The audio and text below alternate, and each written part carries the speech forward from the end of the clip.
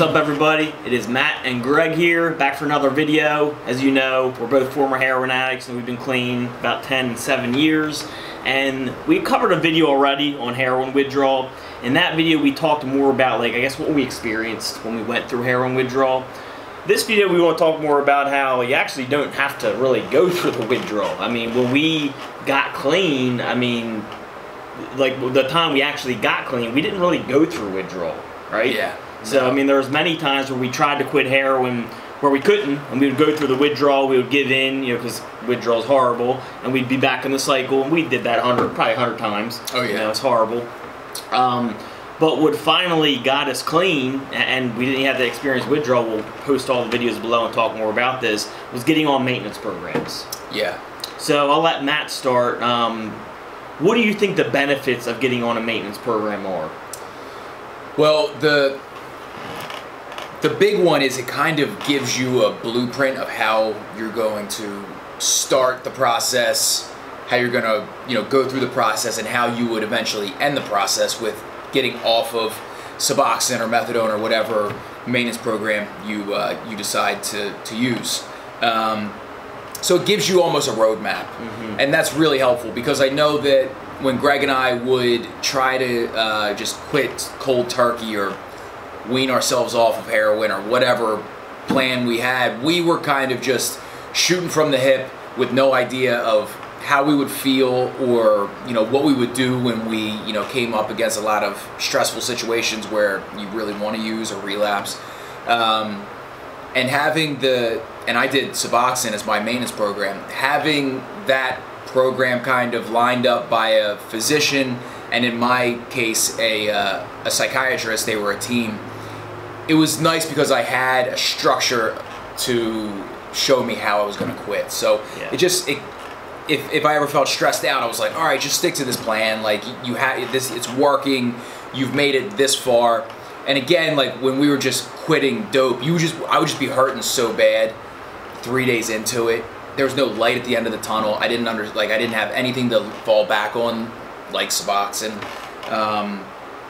I just had no idea, what to do. Yeah. So it kind of just gave me a blueprint. So just to kind of back up a little bit, Matt's experience with Suboxone, his whole timeline, how he did it, how he got off it, I'll put a link below for that. I use methadone, I'll put a link for my whole timeline below. I go through the whole thing. We both go through the whole thing of how we got through it without really withdrawing, so I'll put those below. Also, I want to put a link below to a video on the steps to get off heroin addiction, because I think one thing getting on a maintenance program does for you is allows you to follow the steps that we created in that video, right? Yeah. So you just try to jump off, there's a lot of problems that creates. Number one, you got to get through the withdrawal. The initial, even week, is horrible, right? Then after that, we've talked about how the mental stuff doesn't go away right away, especially when you just try to hop off like that. It's just getting started. Right. And then number two, you haven't followed other steps that we talked about in these videos where you're distancing yourself from people who use, right?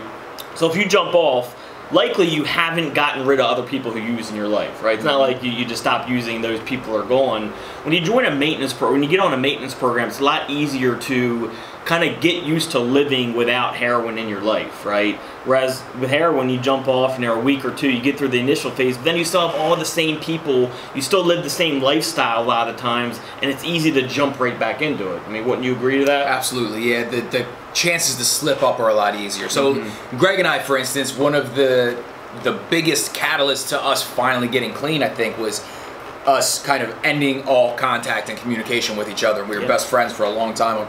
You can see it in our other videos. We're each other's worst enemy too, with addiction. So if I was trying to quit, or if we were both trying to quit, it would not take much for one of us to be having a bad day or to maybe just bring up, like, hey, let's go get a bag. If anybody brings that up, especially early on in your recovery, you're in trouble. Willpower's just not there even yet. I remember we used to be hanging out, and like you were on Suboxone at the time, and I was still using, and you knew where I was going. Like you knew I was going to get dope. You'd be like, "Oh, I guess just get me some." It's just anytime you have someone around you that's using, it's constantly in your head. They have to be gone. That way, it's out of your head. And when you go on a maintenance program, that allows you to start making that transition a whole lot easier. Yeah, absolutely. It gives you almost like a buffer zone.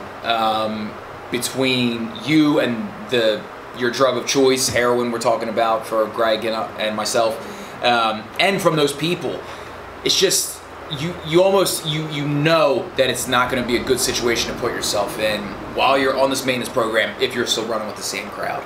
I mean, what do you think the downsides of the maintenance programs are? The downsides are, I think, a lot of times, and when Greg and I finally got to the point where we were really serious about quitting, we were just at the end of our rope with heroin. We were ready to quit. I think a downside to a maintenance program, specifically Suboxone, is somebody could probably get a prescription or whatever and just use it to not get sick when they can't find dope. Yeah, it's for a while. It almost just kind of lets you not withdraw, lets you not suffer when you can't find heroin, and it makes it a little bit easier to maintain that lifestyle if you can't always be getting dope all day, every day. And of course, it's a longer process, right? I mean, like, if you check out his story in Suboxone, it took you a year and a half.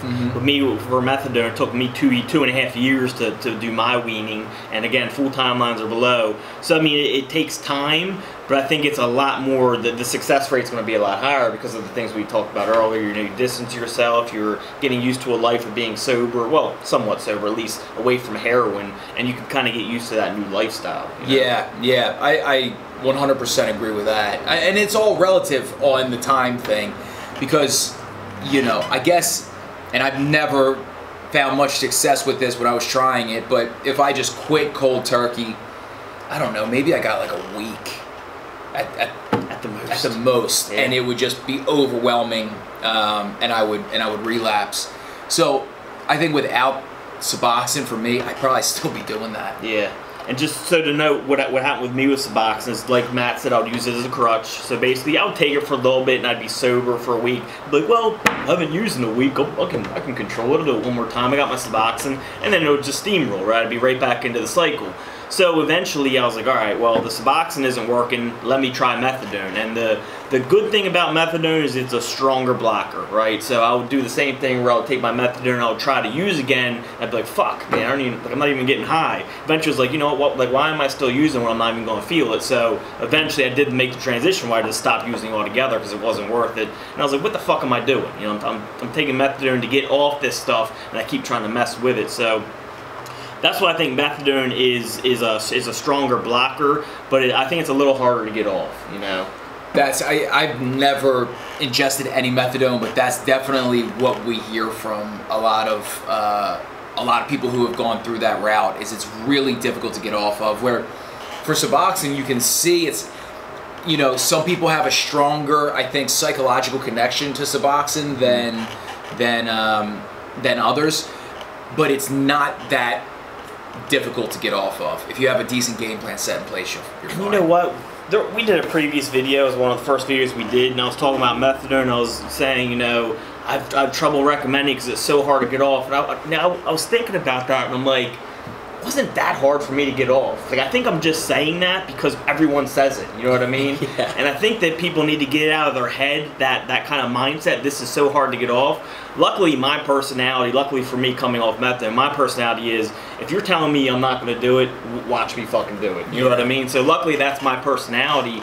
But I got to tell you, coming off for me wasn't as, like, when I go back and think about it, I had the video on it, it wasn't as hard as I expected, not nearly, you know, and I withdrawed very little. The biggest withdrawal problem I had was no sleep for a little while. I mean, that was pretty much it. Again, the full timeline's below, and you can check it out, but it's not as hard as everyone says. No, we talk about that a lot, too. I think a lot of times when people are approaching quitting heroin or getting off of their maintenance program, you know, where there's zero, you know, outside chemicals coming into your body, so many people for so long have been saying, like, it's impossible, the failure rate is 98%, everybody goes back to it. I think that just puts the seed in everybody's head where they're like, I don't know if I'm gonna be able to do this. I think it sounds really difficult. When in reality, if you have patience and you have a game plan and a support system, it's not that bad. I mean, it's really not, especially when you look at the alternative, which is maintaining the lifestyle of an addict. It's brutally difficult. Like, that's way more hard. Like, living day to day, trying to find money for heroin, you know, behaving in a way that doesn't align with your morals or ethics, that's way more difficult than getting off of a maintenance program 100%. Yeah, definitely. So, I mean, this whole video is about, like, the heroin withdrawal everyone's so scared of. You actually, to get off it, you don't need to go through it, because neither of us did. You know, well, you went through, I mean, you had a little anxiety coming off Suboxone. But again, that's just...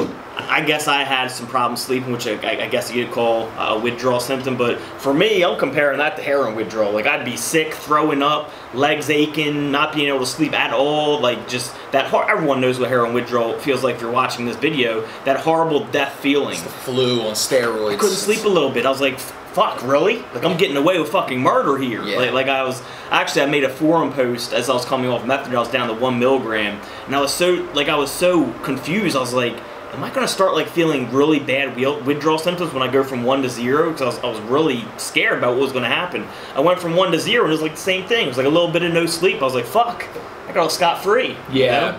You know? Yeah. So, I'll be honest, I don't understand. I mean, I understand a lot of people just, when they're done, they want to be done. When they're, again, where you get to the end of your rope and you realize your life's becoming unmanageable and heroin is the culprit for making your life unmanageable.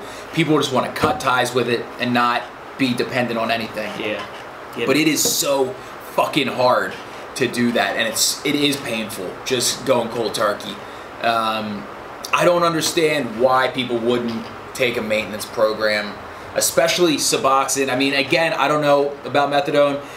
People say it's difficult, whatever. You know, but either way, it's so much less painful than just going cold turkey. I still highly recommend trying Suboxone first. I definitely recommend a maintenance program. I think we both do. Yeah. I think you should try Suboxone first. Give it a serious effort. Try to do something like Matt did, where you find a physician, you're on a game plan. Make sure you get rid of people who are using, do all those steps, and see if it works for you. If it doesn't, maybe you go to methadone, because for me it worked. You know, it's going to be different for everyone, but I think starting with Suboxone is a safer option than going to methadone next would be, you know, like the final step, like it was for me. You know, and that's the way to really avoid heroin withdrawal, is go on a maintenance program and then come off that maintenance program very slow, which we both have detailed videos on. I'll put below. Yeah. Well, I think that about covers it for at least what our thoughts are on getting off of heroin, not having to deal with a serious withdrawal problem, you know, lowering your chances for relapse. If you guys have any comments or questions about Suboxone, methadone, withdrawing, whatever, please leave us a comment. Let us know what you're thinking. Greg and I love to kind of dive into topics a little bit more in depth. There's a lot that goes to addiction and recovery and all the stuff in between. So we'd love to hear some feedback from you guys. See you guys soon. See ya.